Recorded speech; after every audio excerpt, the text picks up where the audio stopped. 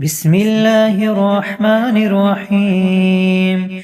آمن الرسول بما أنزل إليه من ربه والمؤمنون كل آمن بالله وملائكته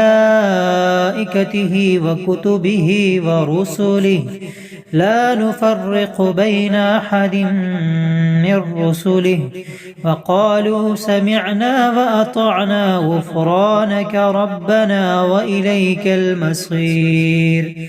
لا يكلف الله نفسا إلا وسعها لها ما كسبت وعليها ما اكتسبت ربنا لا تؤاخذنا إن نسينا أو أخطأنا ربنا ولا تحمل علينا إصرا